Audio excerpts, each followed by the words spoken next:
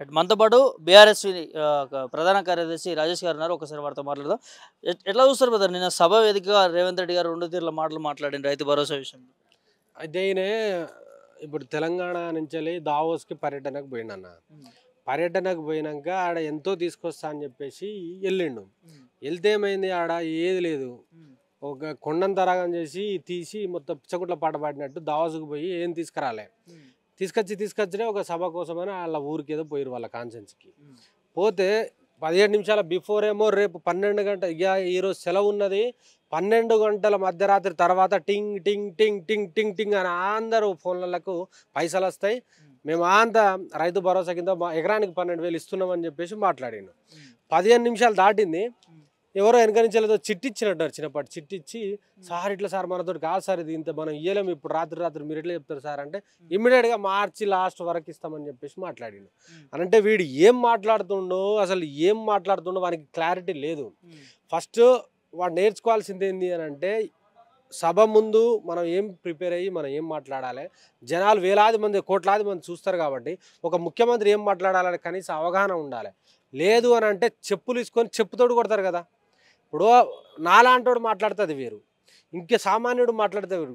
ఒక చట్టబద్ధమైన ఒక ముఖ్యమంత్రి, రాష్ట్రానికి ముఖ్యమంత్రి ఇట్లా దగాకోరు, ఇట్లా లుచ్చా మాటలు మాట్లాడితే తెలంగాణ రాష్ట్ర పరువు ఏమైనా ఉంటుందా ఈ దేశంలో, ఈ ప్రపంచంలో ఉంటుందా?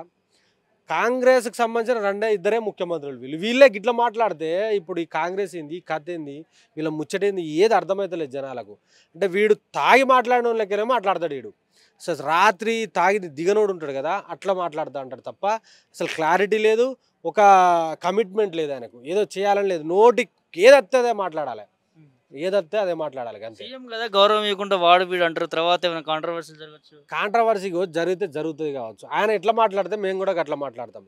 ఇప్పుడు బ్రదర్ నాకు 11 గుంటల జాగున్నది, రాత్రి 12 గంటలకు నాకు మెసేజ్ వస్తుంది కావచ్చు, డబ్బులు పడతాయి కావచ్చు రైతు భరోసా కింద అని చెప్పేసి నేను ఫోన్ చూస్తే ముఖ్యమంత్రి చెప్పిండు, మరి ఒక సామాన్య మంత్రి ఎమ్మెల్యే చెప్పలే కదా.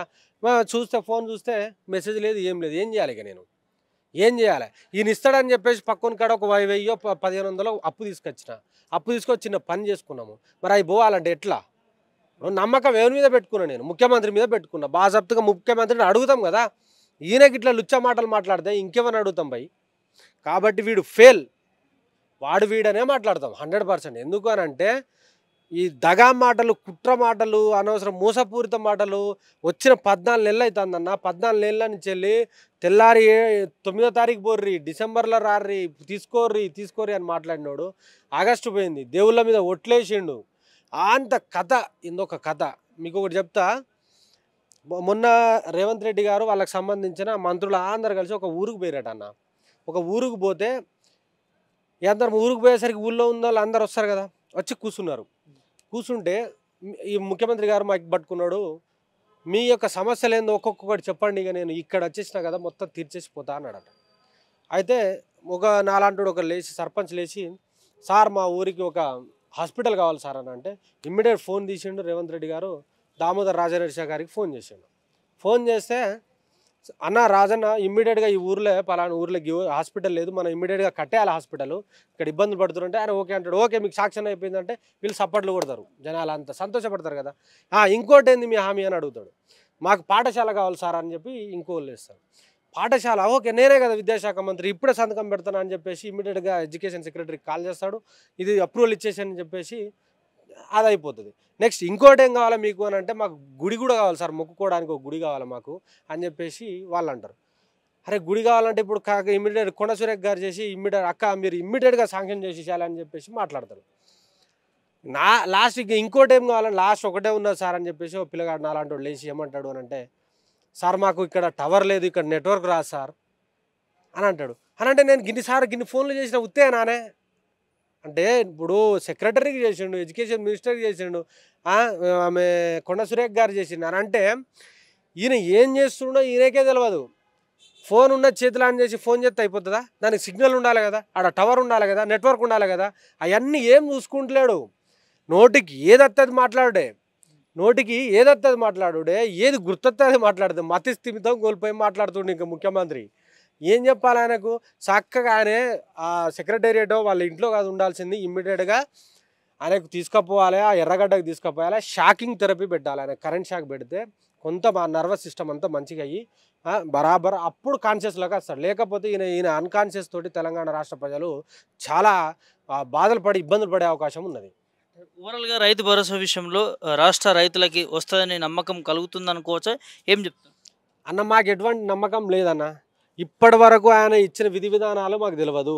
ఆయన ఎన్ని ఎకరాలకు ఇద్దామనుకున్న క్లారిటీ లేదు. అసలు ఎకరాకి ఎంత ఇస్తాడనేది కూడా లేదు. ఎకరాకు 12,000 ఇస్తా అన్నాడు, రైతు కూలీలకు ఇస్తా అన్నాడు. అదేవిధంగా 10 ఎకరాలు దాటితే మేము ఇయ్యమని అన్నారు. మరి ఎవరికి ఇస్తారు, ఎందుకు ఇస్తారు, ఎట్లు ఇస్తారు అనేది తెలియదు. ఇప్పుడు ఒకటి గుర్తుపెట్టుకోండి అన్న, మా ఊళ్ళే ఒక రైతుకి మామిడి తోట ఉంటుంది. మామిడి తోట సంవత్సరానికి ఒకటేసారిగా వస్తుంది. అది ఇప్పుడు నువ్వు 2 పంటలు వేస్తేనే నేను రెండు దఫాలా ఇస్తా అంటుండు. మరి ఆ మామిడి తోటకు సంబంధించిన రైతుకు నువ్వు ఒక్కసారే ఇస్తావా?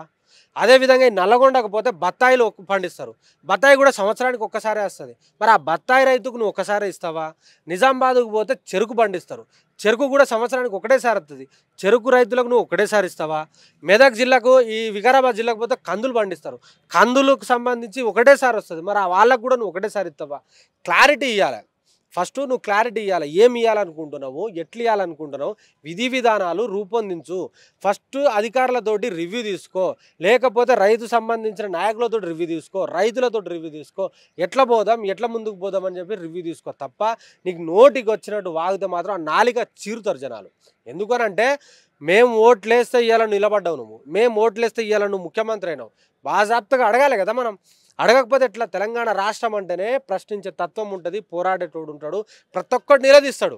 100కు 200% అడుగుతాడు, లేని పక్షాన తరుముతాడు. మొన్న గ్రామ సభలలో చూసిర్రు మీరు, ఎమ్మెల్యేలను సైతం ఉరికించారు. ఇదే మిర్రర్ టీవీ ద్వారా మీకు చెప్పిన నేను, తెలంగాణలో ఎలాంటి ఉద్యమం నిర్మితమవుతుంది అంటే బంగ్లాదేశ్ తరహా మనకు ఉరికిస్తే ప్రధానమంత్రి పారిపోయింది, ఆ తరహా ఇక్కడ జరుగుతుంది. ఎందుకంటే మొన్న గ్రామ సభలలో చూసినాము. రేపటి రోజున ఈయన ఇచ్చిన హామీలు అవి కూడా నెరవేర్చకపోతే అండర్వేర్ల మీద ఉరికిస్తారు జనాలను, మంత్రులను సైతం అండర్వేర్ల మీద ఉరికిస్తారు, పోతారు వీళ్ళు. ఈ తథ్యం మీరు చూస్తారు. అంటే ఇప్పుడున్న పథకాలకు సంబంధించి కొన్ని ఏదైతే మండలానికి ఒక్క గ్రామానికి ఇచ్చే యోచనలో రాష్ట్ర సర్కారు ఉన్నట్టు కొన్ని అంశాలు కనిపిస్తున్నాయి. ఎట్లా సిగ్గుండాలి వీళ్ళకు. ఇప్పుడు ఆ అన్న మంత్రులకన్నా సిగ్గుండాలి, ఆ ముఖ్యమంత్రులకన్నా సిగ్గుండాలి, ఆ ఎమ్మెల్యేలకైనా సిగ్గుండాలి. అన్న ఒక కాన్స్టెన్సీకి 100 ఉంటాయి అన్న. ఒక కాన్స్టెన్సీలో 6 మండలాలు ఉంటాయి అన్న. 6 మండలానికి నువ్వు ఒక్కొక్క ఊరికే ఇస్తానంటే ఒక్క మండలానికి దాదాపుగా 20 నుంచి 30 గ్రామ పంచాయతీలు ఉన్నాయి అన్న. అంటే నీకు ఒక్క ఊరే నీకు ఓటేసిందా? మిగతా ఊళ్ళు ఏం తప్పు చేసినాయి? మిగతా ఊళ్ళలో కద్దా సంక్షేమ పథకాలు ఎప్పుడు ఇస్తావు నువ్వు? పైలట్ ప్రాజెక్ట్ అట, సాచురేషన్ మోడ్లు ఇస్తాడట. ఏం సిగ్గుండాల వీళ్ళకు? అరే గతంలో కేసీఆర్ ఇచ్చిన ఒక రోడ్ వేసిండు భయ్, పాత వేసిండు, దాన్ని కంటిన్యూ చేయి కదా నువ్వు.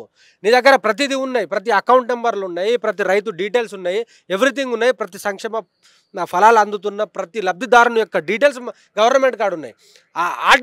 ఆ ప్రాసెస్లో పోతే అయిపోతుంది కదా.